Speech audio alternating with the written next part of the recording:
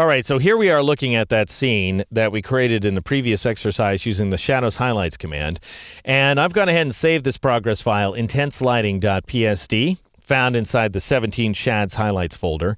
And obviously, we've made a lot of progress with the application of just a single command. This is the original image, quite washed out by contrast.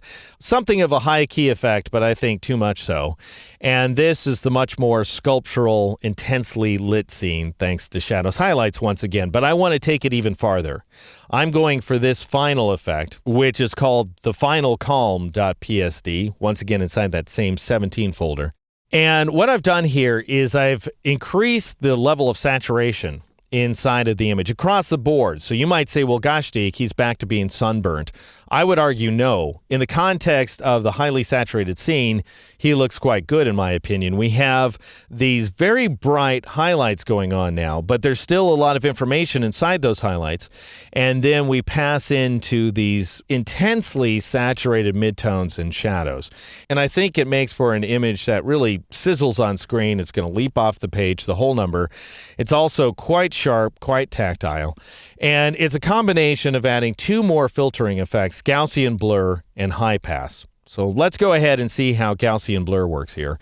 Back in the intense lighting scene, I'm going to select the SH layer, and I'm going to jump it to a new layer by pressing Control-Alt-J or Command-Option-J in a Mac, and I'll call this new layer G-Blur. Click OK.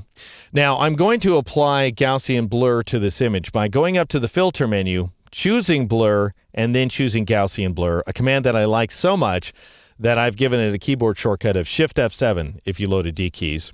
And by default, we're applying just a tiny bit of blur, just 1 pixel of blur, which can be useful for masking purposes, but it's not all that useful when you're trying to edit a continuous tone image like this one right here. I'm going to click on this eye to center it. And you can see that there's not that much blurring going on. If I click and hold inside the preview and then release, not much difference. In fact, I'm going to take this radius value up to 15 pixels. I'm going to blur the heck out of the scene. Now, you might ask why in the world you would ever do such a thing. After all, it's pretty obvious why you want to sharpen details inside of an image. Even over-sharpening them is sometimes useful. But blurring an image, or in our case, over-blurring an image, what the heck? Why would you want to just erase detail? Well, you wouldn't want to leave the scene this way. That would be ridiculous, of course. What we want to do instead is we want to take this blurred version of the image and blend it in with the underlying shadow highlight original there, using a blend mode, as we'll see. This can be very useful for creating a bounce effect, where the light is essentially bouncing off the subject of our image, absolutely effervescing across the scene. So I'll go ahead and click OK. And it's also useful, incidentally, for filling in skin flaws and defects and that kind of thing. You can use it for that purpose as well. That's not really what we're doing in the case of this image. We're just trying to heighten reality. But anyway, what you would do in either case is after applying a big, heavy dose of Gaussian blur, something like 10 to 20, even 24 to 30 pixels worth of blurring, depending on the resolution of the image, then you would go to the Blend Mode pop-up menu in the upper left corner of the Layers panel and change it from Normal to our good buddy Overlay. Overlay is kind of the default setting where this effect is concerned. If you feel like you're getting too much out of Overlay, you could switch down to Soft Light.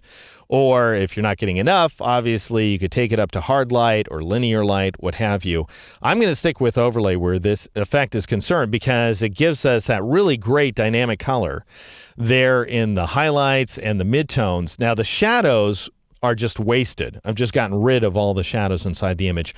We'll bring them back later using a luminance mask, but for right now, don't worry about it. That is the Gaussian blur effect. So once again, if you want to create a kind of light bounce inside of your scene, that's also going to result in some extremely richly saturated colors, as you're seeing here, then it's a combination of Gaussian blur on an independent layer, very important, a high radius value, and then set it to the overlay mode. You can adjust the blend mode setting to taste if you like to. Take it down to soft light, take it up to hard light, that kind of thing. In the next exercise, we're going to add a layer of sharpness using high pass.